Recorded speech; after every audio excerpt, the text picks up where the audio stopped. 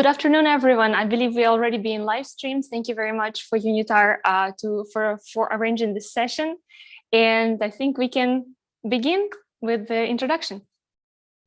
UNCTAD will discuss the role of entrepreneurs in shaping urbanization and present their key findings on their report, Urban Expansion and Entrepreneur Playground. You'll be acquainted with talented urban entrepreneurs who have built their communities, advanced transparency and integrity. The panel consisting of speakers from UNCTAD, Think Tank AlterContacts, Baltic, Reharvested Plus, African Geospace, Drop B, will discuss the concept of urban entrepreneurship and its successful implementation. It will be moderated by UNCTAD and Think Tank AlterContacts. Mr. Massimo Mercury, co-founder and chairman, Think Tank AlterContacts, Ms. Julia Subchenko, co-founder and head of SDG Partnerships, Think Tank AlterContacts, and Ms. Saria Vojta, Enterprise Development Officer, United Nations Conference on Trade and Development, UNCTAD. The floor is yours. Thank you very much. Thank you for the introduction, Thomas. Good morning and good afternoon, everyone. We will continue the conversation now, exploring how expanding urbanization changes cities and shine spotlight on entrepreneurs who are redefining urban landscapes through their ventures, reimagining urban living, and also leaving an undeniable mark on the way we experience our cities. So like Thomas mentioned, my name is Saria Vojta. I work on entrepreneurship development at UNCTAD, which is the UN body on trade and development, and I will be moderating the first part of the conversation. So we have a fantastic multidimensional panel here. We're going to hear from Think Tank AlterContacts Julia Subchenko and myself on the importance on urbanpreneurs, followed by the insights on the opportunities, but also the disruptive nature of urbanization through the lens of entrepreneurs. At the end, we're going to open up the floor for the audience. So if you have a question, just drop it in the Q&A at the bottom of your screen. So today, around 56% of the population lives in cities. The urbanization phenomenon is expected to continue, with most of the people set to live in urban areas by 2050. As urban populations grow, so do the demands for the infrastructure, housing, and services. Overcrowded slums and informal settlements become a harsh reality for many, with limited access to basic necessities such as clean water, healthcare, or education. The challenge of growing population also lies in providing affordable and reliable transport and energy systems, among others, while minimizing their environmental impact. However, amid these challenges, a wave of urban entrepreneurs rises to the occasion. These innovative agents of change possess a unique ability to identify urban issues as opportunities for transformation. Through their ventures, urban entrepreneurs address a wide range of city challenges. They harness technology to optimize urban services, they develop sustainable infrastructure, and improve the quality of life for city residents. Today, we see transportation startups revolutionizing mobility, social enterprises tackling affordable housing, and environmental startups promoting green solutions, just to name a few. They understand that economic growth alone is not enough. Social impact and environmental stewardship are equally vital. By championing inclusive business models, fostering community engagement, and prioritizing environmental sustainability, they pave the way for cities that thrive on inclusivity, equity, and resilience. But their journey is not without challenges.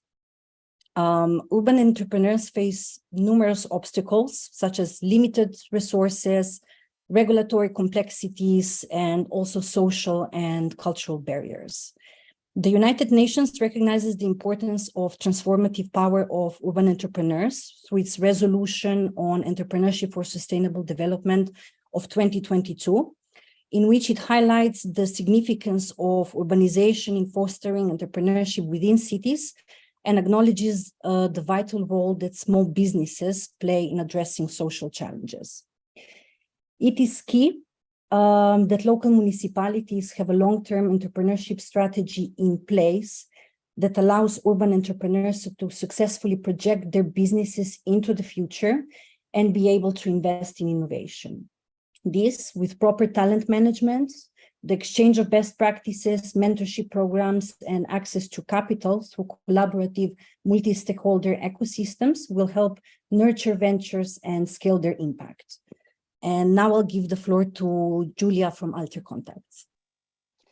Thank you very much, Zaria, and thank you to all our panelists, both who already spoken and about to speak soon. It's really a big honor to be hosting the session all together. And to continue setting the scene, I will share a few words about our work in this field. So AlterContacts is a global think tank for sustainable development with more than 300 experts in 42 countries. It has a special consultative status with the Economic and Social Council of the United Nations. What we do is we identify institutional voids and societal problems that are not addressed. We bring attention to them and incubate possible solutions locally that can be replicated on a global scale. One of our key focus areas is empowering entrepreneurship, both at the urban and rural levels. I'm happy to share that the written statement of Think Tank AlterContacts on the role of entrepreneurs in achieving SDGs has become part of the 2023 ECOSOC high-level segment. So if we talk about accelerating the recovery from COVID-19 and the implementation of the Agenda 2030 at all levels, then micro, small, and medium enterprises provide a truly admirable and inspiring example. During the COVID-19 pandemic, we interviewed over 350 small businesses from 40 countries, 5 continents, in 17 languages, representing 78 different economic activities, to find out how it affected their companies, their life, and their future. But more importantly, together and share the ingenious examples of what entrepreneurs did to save their businesses. Adapting fast, collaborating with others, adjusting business practices, focusing more on clients, and keeping active were some of the lessons gathered along with developing the service online. But what stood out in every story is how, disregarding their own hardships, small business owners took responsibility for others, their families, their employees, customers, and the community where they're in, helping to restore the global economy in the most sustainable way. These findings were referenced in the UN report of Secretary General on Entrepreneurship for Sustainable Development. And it is great that one of the entrepreneurs we interviewed back then is here with us today on the panel. And all of the entrepreneurs today can share practical examples of how they actually overcame their challenges, both in urban setting and from the pandemic. So thank you again for joining our roundtable and the session. And if you're watching us live, once again, if you have questions or comments, please put it in the Q&A field and we will try to address it and to make the session as interesting and as relevant as possible for you. And with that, I would like to give the floor back to Zaria. Thank you, Julia. And like she said, before we begin with the roundtable, UNCTAD is first going to share some key insights from the report that is titled Urban Expansion and Entrepreneurs Playground. So I'll touch upon 3 key points. Firstly, businesses of all sizes, either startups, SMEs, or mom and pop shops, contribute to solving urban challenges and the achievement of the global goals. Success lies in creating a conducive business environment for these small businesses. But what does that look like? The right infrastructure, access to digital technologies, and therefore information, talent, and investment. A long-term entrepreneurship strategy is vital to create a conducive business environment as it promotes stability, it attracts investment, talent, and nurtures sustainable growth, and ultimately fosters a thriving ecosystem for all businesses. But the key challenge is how to ensure that these ecosystems are inclusive, that no person is left out and there is a pulling into a new thinking. Secondly, governments can play a key role in creating connected business ecosystems. This is crucial as it enables coordination, collaboration, and the leveraging of collective resources, which leads to increased productivity, industry growth, and improved overall economic resilience. This can be done by digitalization and providing critical information and data, bringing together entrepreneurs, academic institutions, investors, and other key players. Thirdly, another key area to focus on is investment in entrepreneurial education and skills development, which is an essential but underappreciated and recognized key. By integrating entrepreneurship programs into educational institutions and providing specialized training opportunities, aspiring entrepreneurs can be equipped with the right knowledge, skills, but also mindset that is necessary to navigate the challenges of starting and scaling a business. This includes having access to funding and being aware of the new financing avenues on the market, such as crowdfunding platforms, peer-to-peer lending, impact investment, blended finance, and so on. Mentorship programs that connect experienced entrepreneurs with emerging talent through collaborative platforms can also play an important role and provide invaluable guidance and support. So embracing collaboration is key for growth, and fostering collaborative ecosystem that supports entrepreneurial ventures is becoming an integral part of every modern city. So by providing vibrant environments such as co-working spaces, incubators, access to funding, cities can attract and nurture businesses, encourage collaboration and knowledge sharing. This multi-stakeholder approach involving governments, including local municipalities, investors, academia, and the private sector, helps create an entrepreneurial ecosystem that drives urban development and also positions cities as hubs of innovation and opportunity. And before I finish, I would like to share with our listeners that UNCTAD is also organizing the World Investment Forum in Abu Dhabi from 16th to 20th October this year. This is a global platform for policymakers, business leaders, and industry experts to discuss issues and opportunities under the topic of investing in sustainable development. We plan to build upon our conversation today at the forum and feed key ideas and findings into the session on entrepreneurship and urban development in order to integrate sustainable development insights and policy advice into investment discussions and decisions.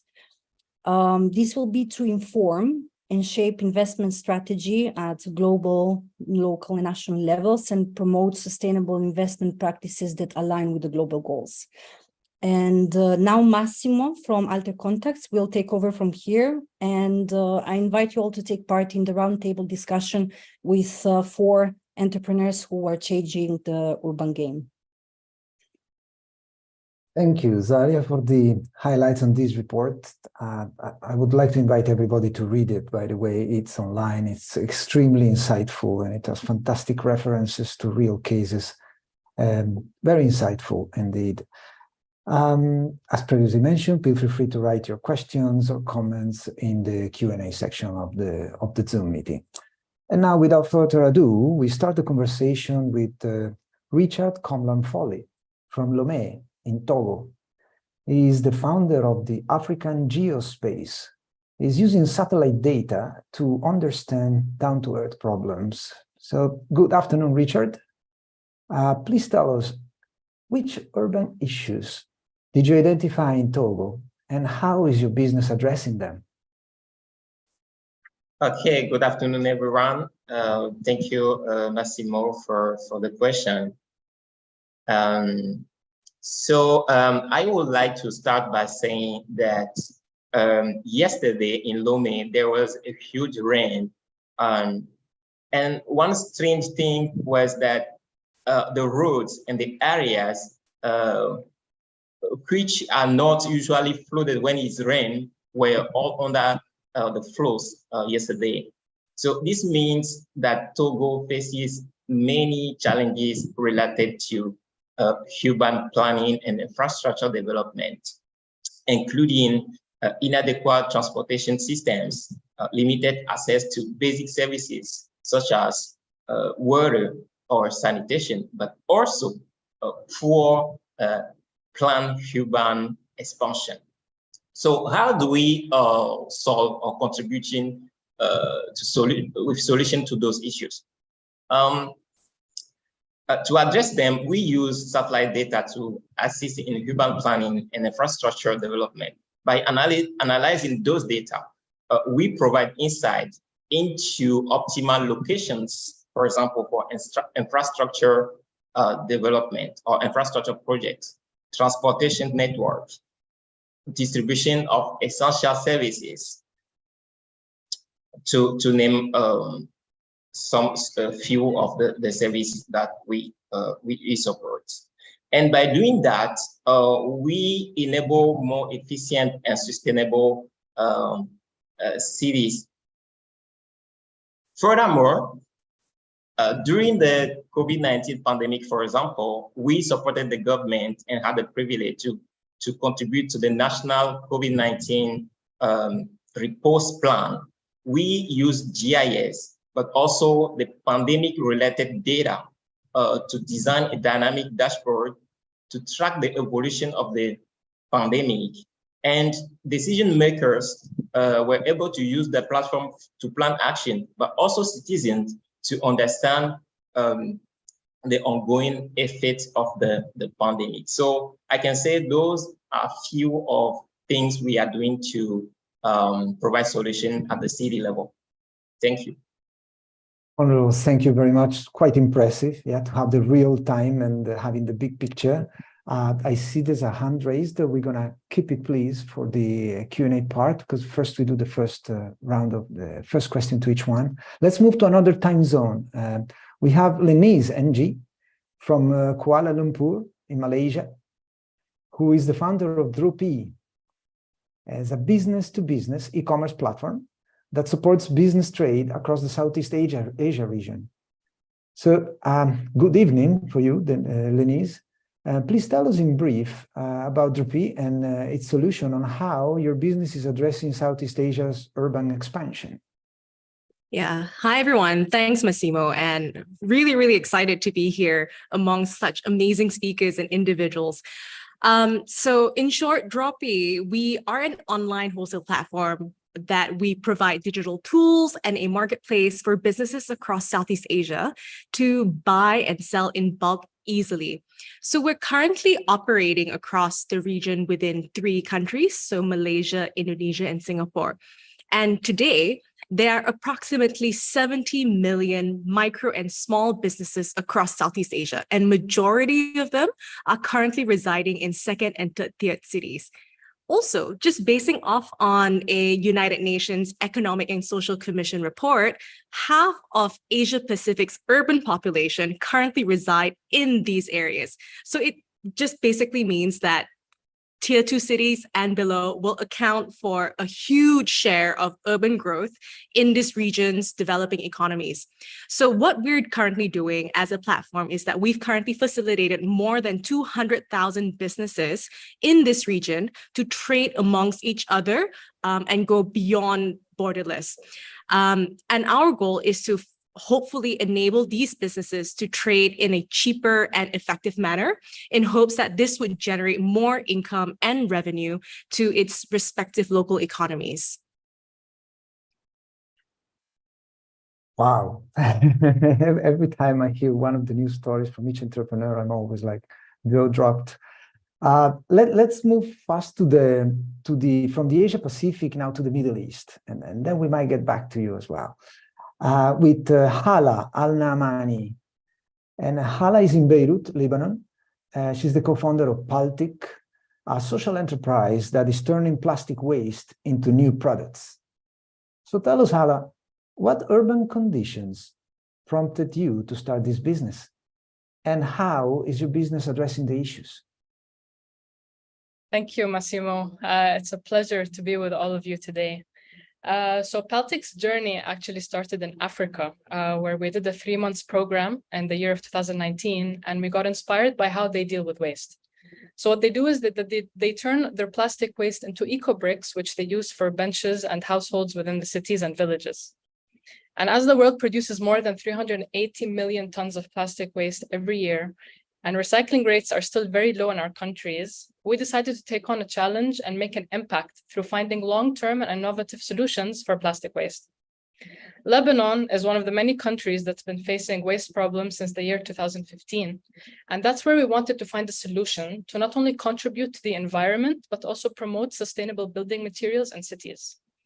This is when we began doing our research and found that plastic is a long-lasting and strong compound, which through it we can create durable and aesthetic materials used for interior design and architecture. Our material can then replace the use of wood, marble, and terrazzo, which are materials that come as new raw materials from quarries and trees. We eliminate the cut down of these materials and use recycled ones instead. We've been working alongside interior designers and architects to promote such an array of products that communities can grow to then use in their societies. I myself come from an interior architecture background, so the passion I have to grow within the sector is a mission that we drive at Peltic to fulfill every day. Wonderful, thank you very much. And just to finish the first round, now we travel to a different latitude. We travel south to Kisumu in Kenya, where Jacqueline Awino Ochiel is the founder of the Reharvested Plus. I'll let her speak about how her health research is turning urban issues. She has identified 3 key issues, and this research is becoming sustainable urban entrepreneurship. So, Jacqueline, I leave the floor to you. Hi, everyone, and thank you so much for having me. And thanks you for making me be part of this incredible group of people. So Reharvested Plus is an organization that aims to leverage incidences of malnutrition using food that would otherwise have gone into landfills. So basically, we realized during our research, we realized there's a lot of food that goes into landfills, especially within the urban areas. But on the other aspect of it, within the rural areas, there are children who were malnourished, and there were some were wasted and are not even able to go to school because of that situation. So due to that, we are looking for a way in which we can be able to save this food from going into landfills and to help reduce incidences of malnutrition that was rampant within the rural areas. So one of our intervention is food redistribution. So basically what we do is we work with businesses that do retail businesses that have fruits and vegetables, and we purchase food from them at subsidized prices before this food goes bad. And we're able to use this food to go to the orphanages and places where the incidences of malnutrition are high. Specifically, we have children's homes, and we have the early childhood learning centers. So those are our main businesses. So, and the other intervention is we do food fortification. So there's food to food fortification, where we blend different fruits to buffer the nutrient contents of this food to ensure that children that are wasted are able to build up their nutritional levels, and they're able to finally resume school. And then the other thing we do is food preservation, especially for businesses where they end up wasting food, mainly because of the storage system that is not efficient. So we're working on a way that we can be able to ensure that these businesses are also able to preserve food, and therefore they're not making losses, with the main goal of reducing food that is going into landfills from going to landfills, and also saving on incidences of malnutrition. That was quite fast and a lot of information, and I'm sure we'll have a chance with the questions to get to understand a little bit about this. I'm going to insert immediately some of the questions from the audience, because I see there's a question from Lenise and another question from Richard. So let's pick up already the question for Richard. And Alessandra Gatti is asking if you can share your vision of how satellite technology can revolutionize urban planning, infrastructure management, or other aspects of urban lives in the years to come. It's pretty similar to the question I was going to ask. Okay, thank you, Massimo, for sharing the question, and thank you for, to Alessandra for asking. So our vision about revolutionizing urban planning using satellite technology is that, you know, urban planning has a huge spatial modeling aspect. And if you want to do that the right way, you have to go beyond using just geographical data first. I mean, positions that, or data that can be collected on the ground with GPS, for example. But then if you want to go further, you have to couple and combine those data with satellite data. So then you can have an holistic understanding of what's going on the ground. So if you have that understanding now, you can decide and plan which action to take and where, because don't forget, satellite data is also about localizing the right sites for the right project. You don't go around implementing projects just because you want, but you want to base the implementation of your project on real data and what's going on the ground. So we even trying to go in beyond that by association satellite data with AI algorithm to be more effective when it's come to choose a solution among a number of solutions available to be more efficient. So that's what I can say, Alessandra. Thank you. All right, very good. I saw another question. I thought Dieter had his hand up a moment ago. Dieter Zimbauer. Did you raise your hand during the talk? Sorry, that was accidental. Oh, okay. Well, that's all right. Then I'm going to move to the question that we had for Lenise. There was a question related to, can you please talk how you see that Drupi will evolve in the future and continue in the urban development? I would add to this the possibility of, or the aspect of inclusive connectivity and how your business can actually melt, or let's say dilute, the inequality that exists on the digital aspect between rural and urban areas. Okay, so there's a lot to unpack there, but fantastic questions. So I think just to give a little bit of like high level metric numbers, as of today, our platform has facilitated over $2 billion of transactions by just empowering these local businesses to trade beyond borders.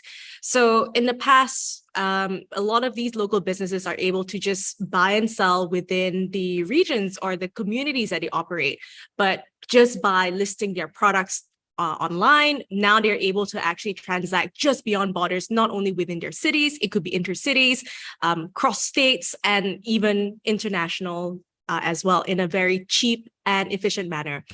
But based on our experience, just providing a platform itself doesn't work if it's not paired with programs to upskill these local businesses on how to sell better online.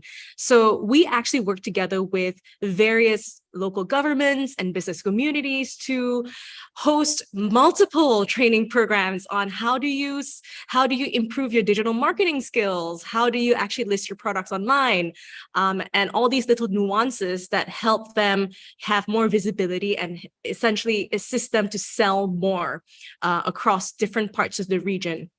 But on top of that, so we talked about having a platform and now having the right programs, but as a typical business, if you do not have enough cash flow, it will be extremely painful for you to grow your business. So because we understood that, and COVID-19 has really hit and affected a lot of micro and small businesses across the region. So what we did was we effectively went and partnered with a lot of various commercial and development banks. So commercial banks like Standard Chartered, UOB, Citibank, development banks like Agrobank. And we raised close to $200 million to immediately provide these financing access to 200,000 and even more micro and small businesses on our platform. So they could easily get working capital and invoice financing to really grow and their business. So we hope essentially that providing these three things are able to turbocharge and effectively increase the income and across the income gap, to bridge the income gap across rural and urban cities and population. So I hope that answers your question, Massimo, because I think that was also the second part on how do we create better bridging infrastructures and inclusivity. So I think it doesn't come without growing revenue and income streams across individuals and different local communities and cities as well. Yeah. Indeed, it comes from, and thank you, by the way. I'm sorry for putting it so complex and so adding double dimensions to a single question, but indeed, it doesn't stop there. And maybe the next question is for Hala, because Hala is approaching, and I like the word turbocharging, is approaching the problem, because from another aspect yet on top, because her enterprise is almost a social movement. So Hala, tell us about the programs you're doing to empower women and civil society, because you're doing something very interesting there. Thank you, Massimo. So the second part of what we do as Paltech was actually born during COVID, because we weren't able to operate our machinery so much because we were locked in the houses. We created a curriculum about waste management and upcycling that targets women and children who specifically live in underprivileged areas. So one of Paltech's main pillars is not only to create products out of recycled waste, but to also teach the knowledge that we had learned ourselves during the process of building our social enterprise. So I'm very happy to say that during last year, we targeted more than 120 women who come from underprivileged areas running from the north to the south of Lebanon, where they now currently got job opportunities in recycling factories. They are teaching their communities about upcycling and recycling. They've enhanced their creativity on creating products from the waste they generate at home that they can actually reuse or they can sell as a form of income. This has helped immensely around 80% of these women as they are held responsible for the household finances every month. And just like my co-founder and myself have faced during the course of building Paltech, they have gotten a lot of flashback and comments about working and learning a very male-dominant industry department. However, they've proven to keep on moving forward, to keep inspiring their communities and to grow this knowledge within not only their villages, but the cities, countries, and hopefully neighboring areas as well. Well, thank you very much. A very laudable endeavor and very important, right? So this also speaks about community development. This also speaks about multi-stakeholder collaboration. And well, let's hear a little bit from Jacqueline. What are the opportunities and challenges that you have found in the collaboration with, for example, the private sector or the public sector, because you are uniting rural and urban in your new supply chain that you invented. So please tell us a little bit about what are the aspects that you consider important that need to be further developed.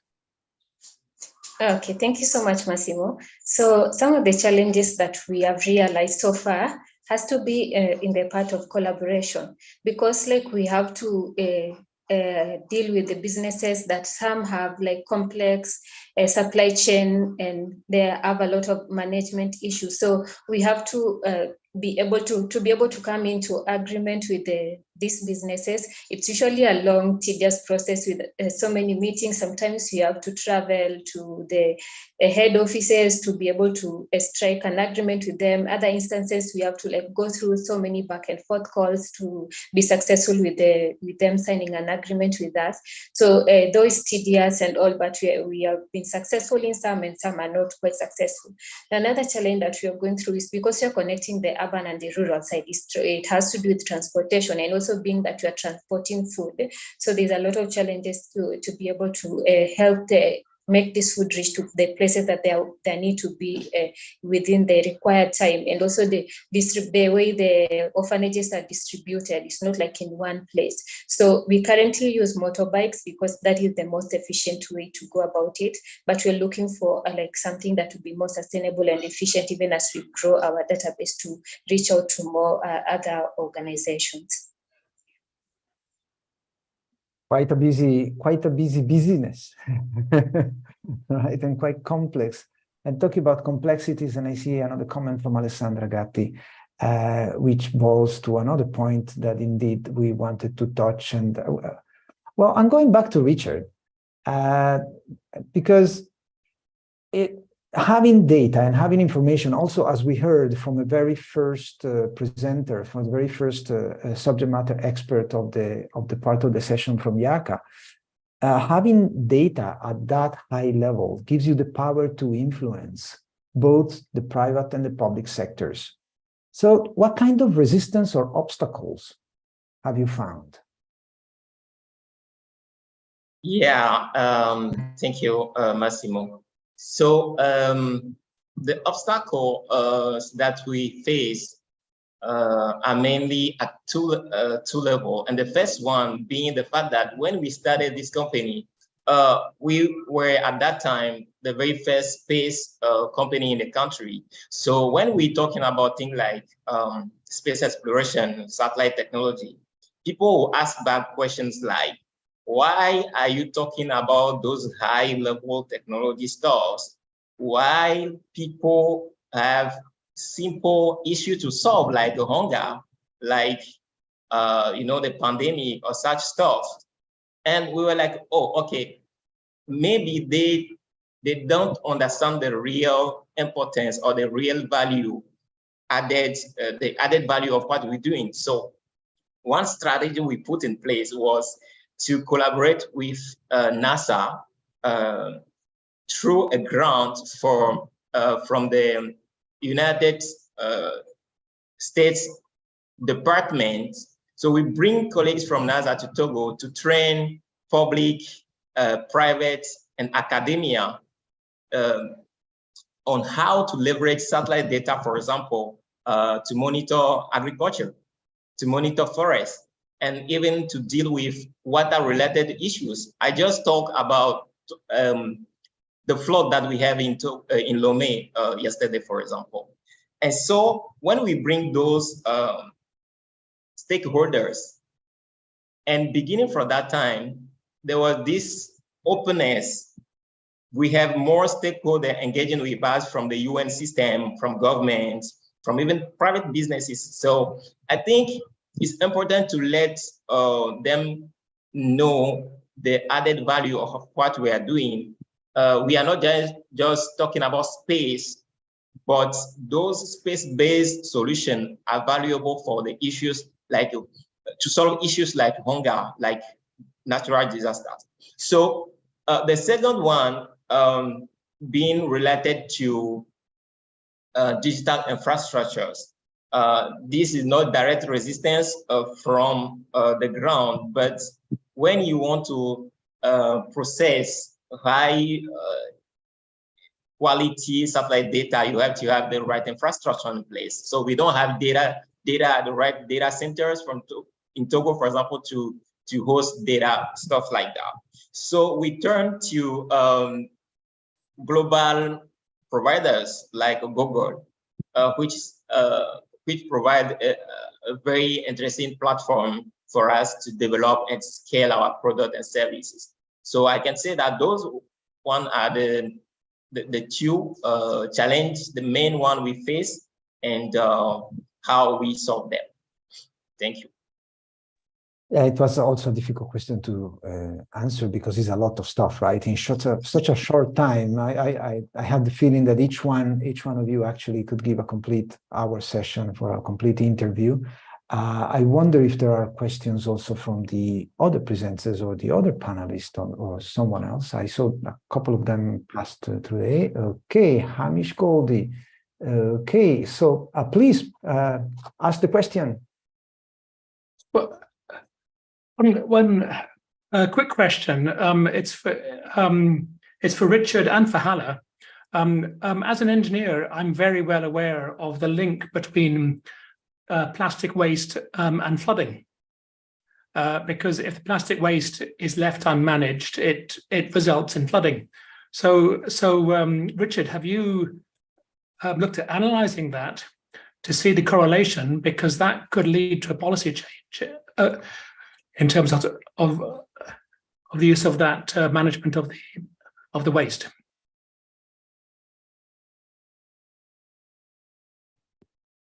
Thank you, Amish. So we generally work around natural disasters, including flooding, for example. But the aspect of linking it to plastic waste, we don't work in that way before. But as you ask the question, I think I have to work with Halal to see how we can collaborate, and she will bring her domain knowledge and I will bring mine to see how we can put in place solutions that will benefit both our cities. So Halal, I think we have to.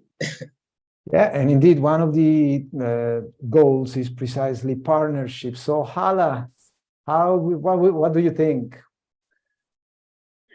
I completely agree with Richard. I mean, plastic waste doesn't only come from flooding. Lebanon, we have plastic waste because people just tend to throw their waste on the streets, and it's just increasing every day. And we don't need a flood in order to walk down the streets and see all the waste left, right, and center. That's why recycling facilities are increasing in Lebanon, because you find INGOs and NGOs doing waste cleanups, beaches, on the streets. Households are now have an awareness about how to recycle, how to segregate different material.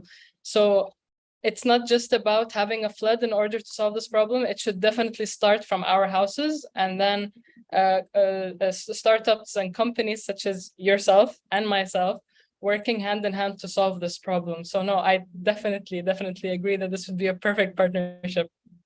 I've seen also that you actually involved the society into designing solutions to use the plastic that you recycle.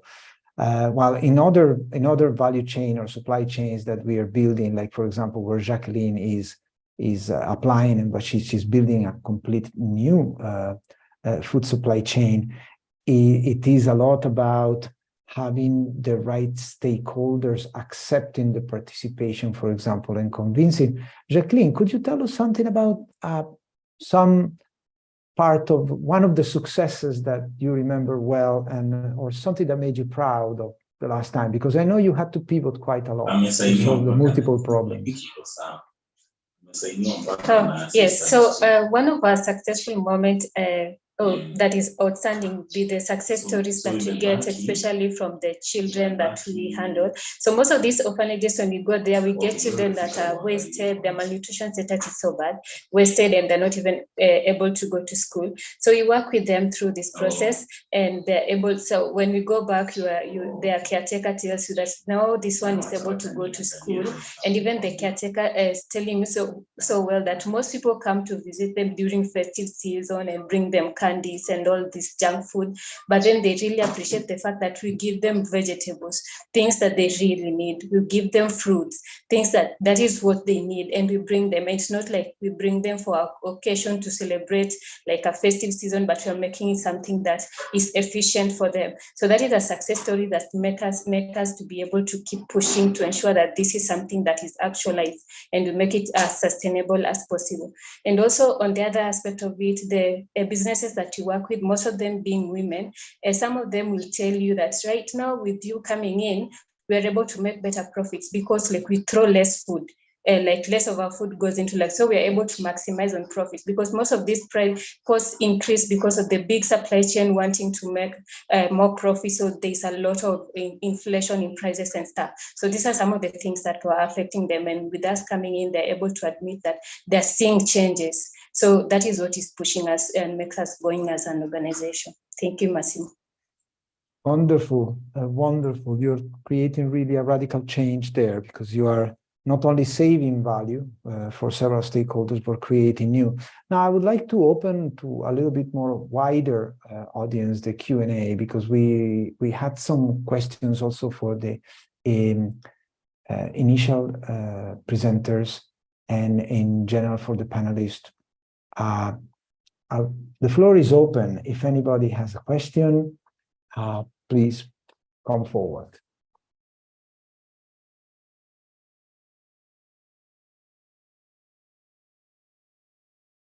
All right. Dieter, now is not a mistake, right? No, this was on purpose. And just to pick up Wonderful. on one question that was in the chat before about can you recover stolen assets that have been stolen through corrupt means? It was like one of the first questions in this chat, and I just wanted to say there are a lot of collective action initiatives out there that try to respond to that challenge, right? There is the Stolen Asset Recovery Initiative. It's like a collaboration between UNODC and the World Bank. There is the Basel Institute of Governance that has a program on asset recovery, and there's a lot of development of tools, legal assistance and training, helping countries to recover stolen assets that may or may not have been, for example, invested in urban real estate in the global north, and to try to get that money back into the public budgets of those countries.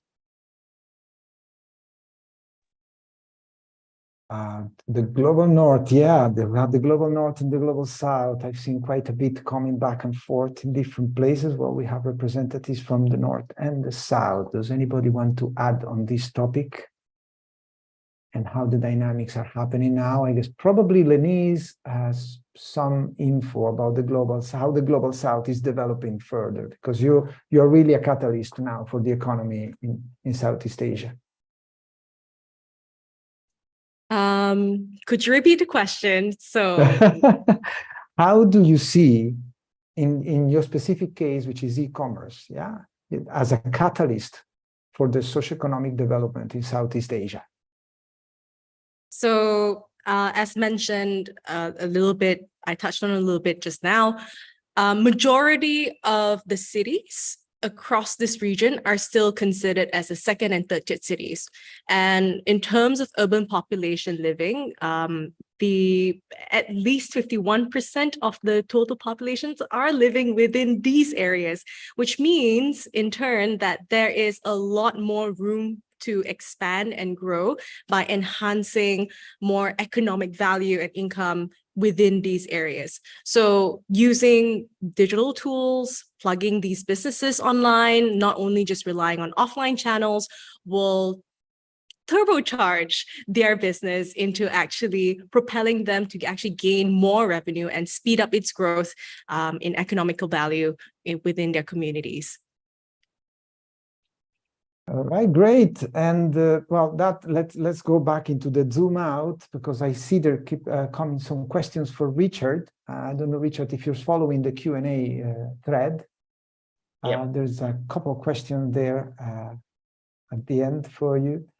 But in general, I think it would be along the lines that how do you think that you could create a thriving urban business ecosystem, for example, or further develop, or what are probably possibilities that you see to further develop the region? So, okay, thank you for that question. And for me, I think it is very important to, let's say, to have a holistic approach when it comes to the development of a business ecosystem in Togo or even in the region. And there are a few factors that we can consider. So the first one that I want to talk about is the economical opportunities. By understanding the existing economic activity in a given region and the potential growth sectors, policymakers and investors can target specific industries for development, right? So we can talk about sectors such as technology, renewable energy, agriculture, tourism, the green tech,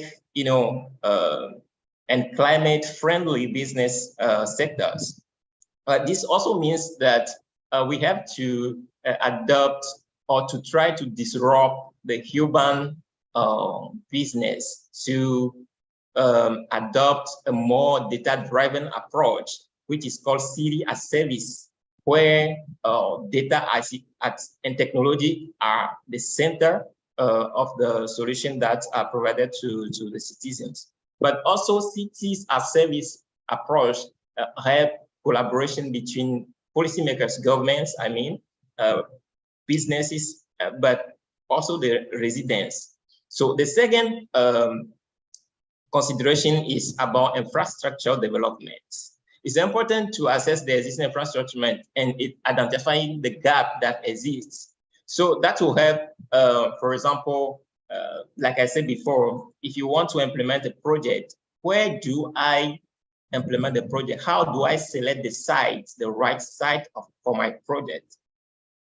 Whether depending on the nature of that project, right? So it's important if you are doing roads, you want to build ports or develop telecommunication infrastructure, it's very important to choose the right site. Even renewable energy, for example, you can use satellite data to forecast the potential of a site to generate a given level of solar energy, for example. And the last one is to consider the environmental aspects. We cannot talk about business development today just by talking about economy and technology. No, we have to really encourage green and climate-friendly business while making economical progress. We also ensure that we minimize and mitigate environmental risk. So, yeah. Well, thanks a lot. Just open floor if there is one last comment, probably from some of the previous presenters that also touched on government, on policy making, on use of satellite and development. And so if anyone wants to give a final comment, or maybe from UNCTAD or UN Habitat. I think that's very interesting to also show that how we have to bring the SDGs to all the stakeholders. It was really enlightening, stimulating. It was a pleasure to co-chair with Massimo. Massimo, we haven't met. It's great that we meet now. All the best to all of you in your most inspiring endeavors. I wish you well. It's our task, our responsibility, SDG implementation. All the best. Bye-bye. Thank you. Thank you. Goodbye. Thank Thank you, you, everybody. everyone. Thank you very much to everyone for today. Thank you. Bye.